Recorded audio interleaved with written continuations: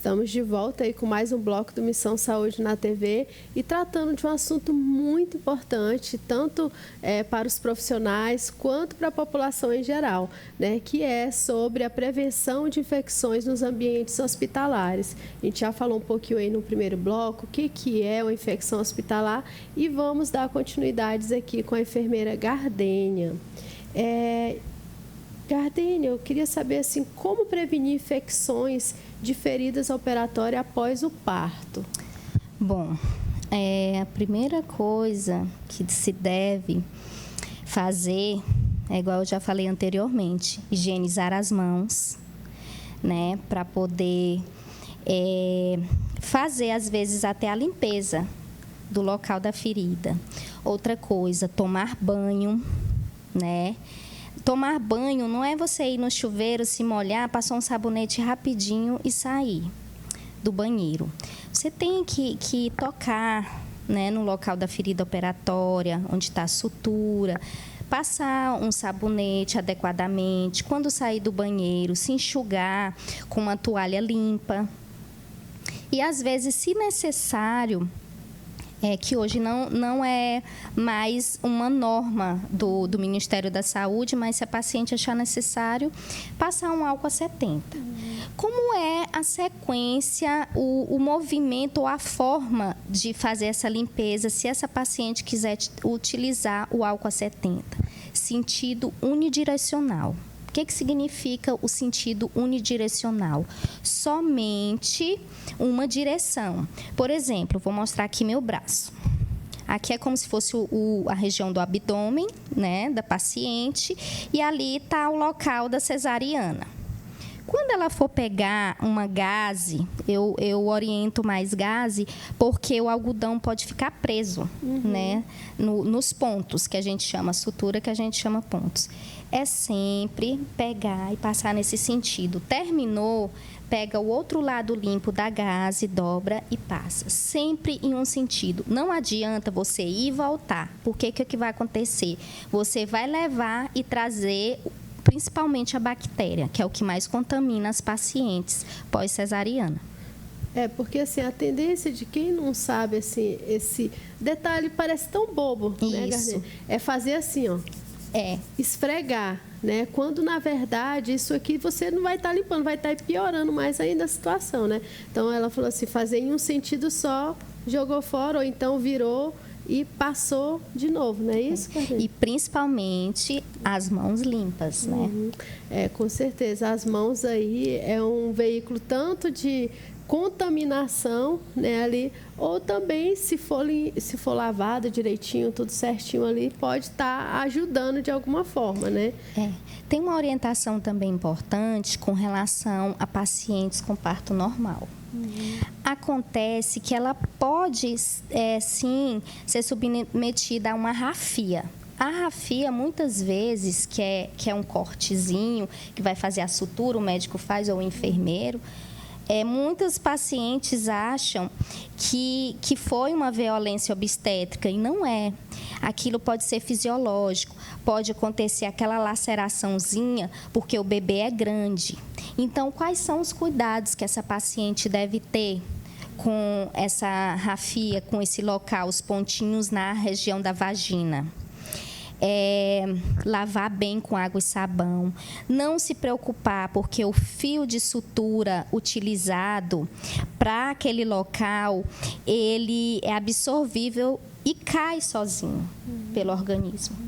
Tá? Elas ficam muito tensas, sempre pergunto, sempre tem essa dúvida, eu vou precisar ir retirar esses pontos, né? Então é importante o que a enfermeira está falando aqui, que não se preocupe, né? Que ele vai ali, por si só, ele vai cair, vai absorver. E uma coisa que a gente orienta também que é importante, pacientes que foram submetidas à rafia, evitarem agachar muito, pegar peso, porque, querendo ou não, é um mini procedimento cirúrgico, né?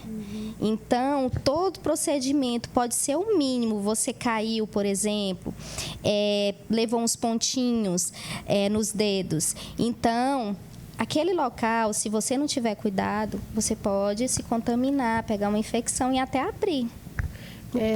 Gardênia, uma coisa assim que eu acho interessante até da gente comentar, Porque antigamente se fechava com esparadrapo, com fita, com gases, com tudo ali, o corte cirúrgico. Ainda se faz? Como que funciona Olha, isso? quando a paciente é submetida à cesariana, para evitar infecção nas primeiras horas, sim, é feito um curativo estéril. Né? Todo o procedimento tem que ser estéril até ela chegar à internação e chegar ao horário que ela pode se levantar e tomar banho. Outra coisa importante, não adianta também a paciente ter todo aquele cuidado se ela utiliza uma calcinha com lycra, ela utiliza uma calcinha de renda, utiliza um short curtinho, bem apertado em cima do fio da sutura, tanto pós-cesariana como pós-parto normal, usar blusinha curtinha, né? Que isso tudo vai provocar infecção nessa paciente. Aí, alguns dias ela volta e fica preocupada, o que aconteceu comigo? E qual é a orientação que a gente poderia dar, assim? Porque, assim, isso são informações importantes que eu acredito que quem está assistindo fica até, meu Deus, e o que eu vou fazer? Né? Assim, eu não posso usar uma calcinha de lycra com renda, um shortinho. O que ela pode, então, estar utilizando para evitar, né, um risco de infecção? Olha, assim, em certas situações é difícil orientar algumas pessoas por causa das condições financeiras. Mas uma calcinha de algodão, qualquer pessoa tem condições de utilizar. Principalmente aquela maior, aquela calcinha que envolva, que fique um pouco abaixo ou acima do fio de sutura. Não machucando, não puxando. Não em cima, né? E outra coisa, um vestido, uma camisola. Agora a gente orienta a camisola somente na enfermaria ou no isolamento, nada de sair passeando nos corredores, né? Porque é lembrar que a gente não está em casa, né? Tem várias pessoas. E assim, eu tenho certeza que uma pessoa tem condição de comprar uma calcinha de algodão, que é saudável, que muitos obstetras orientam. Certo, muito bom aí, ó. Fica a dica, né? E qual que é a importância da limpeza do coto umbilical? Assim, que também, esses dias mesmo, teve uma pessoa que me ligou, né, para saber a respeito como que fazia, ou tá normal, né, assim, tantos dias, então tem todo E assim, fora, gente, que tem também outras tendências mais antigas aí, né? Bota isso, bota aquilo, que essas são as mais difíceis da gente tirar, né? Eu falo isso assim porque vem coisas dos avós, né? Então, assim, é algo mais difícil. Mas eu queria que tu falasse um pouquinho a respeito disso. Olha, essa pergunta foi muito importante, Dármina, porque assim, já aconteceu, no caso, no meu horário de serviço, na UTI a gente recebeu um bebê de casa e, infelizmente, ele foi a óbito. Justamente por causa de infecção do coto umbilical, que a gente chama de onfalite. Por quê? Porque o bebê tinha uma hérnia, que às vezes ele nasce. Às vezes o paciente, qualquer pessoa pode nascer com um tipo de hérnia. E acontece muito dos bebês nascerem com a hérnia umbilical. E aí as avós, as tias, né, as mães dizem assim, eu vou colocar. Porque eu aprendi assim, eu cresci assim, e eu vou colocar. E coloca uma moeda, coloca um fumo, né? E aí acontece de uma infecção gravíssima e o bebê tem que ir para a UTI e vai a óbito. Então, a limpeza adequada é a seguinte. O bebê, ele vem com uma gelatina no umbigo, soltinha, né? Que ela é tipo emborrachada. Aquela gelatina, com o tempo, ela vai cair. Ela tem um prazo de cair. E aí, muitos pais, muitas mães, elas têm medo de limpar o coto. Por quê? Porque o bebê começa a chorar. Aí elas pensam que o bebê está sentindo dor. E não é dor.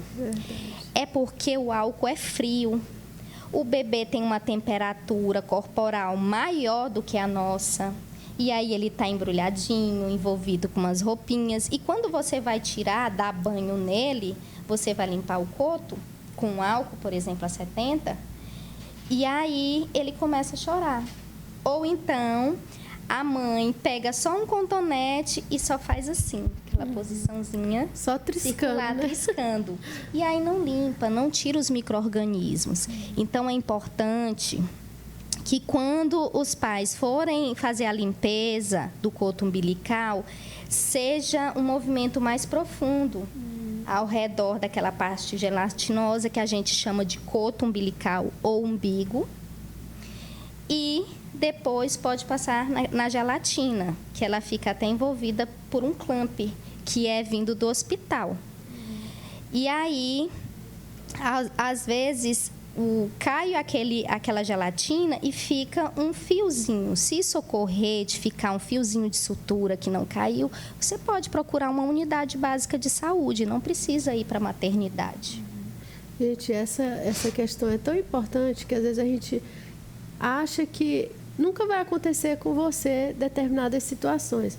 Mas já chegou uma vez para mim, Gardênia, com bicho mesmo ali, com Miise, né? Miise mesmo ali, né? E assim, você fica assim em choque, porque você não acredita. E não é um julgamento. Você não pode fazer um pré-julgamento, porque assim, realmente as pessoas têm medo, né? Assim, vai doer, é uma ferida, né? Então, assim, na verdade não é. Você pode ali pressionar, né?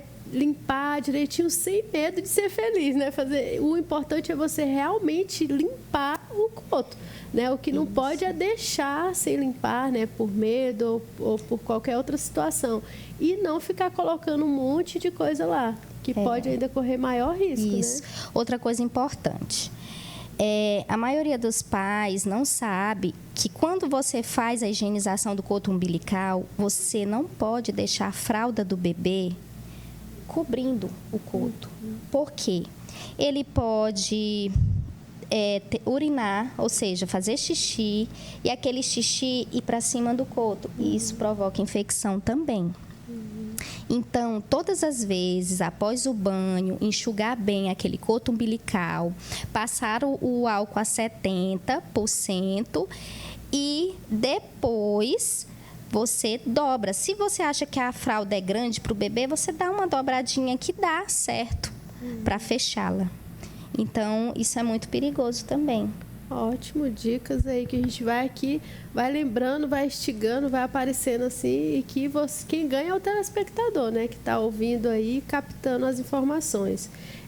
Gardênia, quais os riscos de beijar um recém-nascido? Que é uma coisa assim que a gente vê demais. Algumas que não deixam de jeito nenhum, né? Não, mas também outras situações que você vê que beija, e aí... Olha, o risco principal é o vírus herpes zoster, mas já tem estudos científicos que a gente já viu bactérias gravíssimas podem provocar patologias, doenças, que é a mesma coisa, no bebê, gravíssimas. Então, herpes, ele tem tratamento, mas ele não tem cura. E dependendo do tipo de herpes... E, por exemplo, se um bebê... Muita gente não sabe que o herpes zoster, ele é primo da varicela, ou seja, da catapora. Então, pode dar complicação neurológica naquele bebê. Outra coisa, antigamente você achava que só colocando aquela luvinha no bebê já ia protegê-lo. Né? Ele pode colocar luva, que aí se beijar na mãozinha não tem problema. Tem problema. Aquela luva só serve para proteger da temperatura quando tiver frio. Mas quando o bebê for beijado na mão, ele vai colocar aquela mão na boca. Então, é verdade. E dependendo da situação, que às vezes alguém fica pegando ali na mão, ou igual tu falou, beija ali na mão e aí depois ele pega e passa ali a mão. Então faz acumular mais. Então assim, gente, todo cuidado que a gente tiver ainda vai ser pouco em se tratando dessas formas de infecção, né, Gardênia? E assim, o bebê, o sistema imunológico dele não está formado ainda, não é igual ao nosso. Então, qualquer vírus, bactéria, fungo que ele pegar, ele vai ter sinais e sintomas piores que o nosso e pode até internar.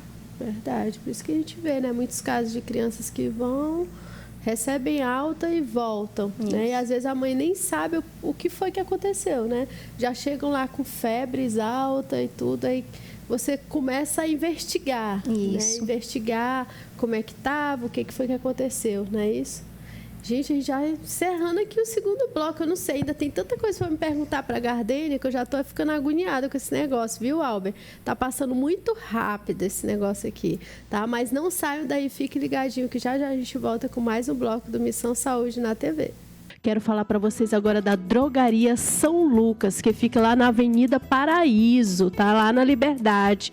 É uma drogaria super completa, onde você, além de medicamentos genéricos, medicamentos éticos, você também acha vários produtos cosméticos, viu? Então, dá uma passadinha lá. Eles também têm delivery e tem um aplicativo também, tá? Então, passa lá que eu tenho certeza que vocês terão o melhor atendimento. Drogaria São Lucas.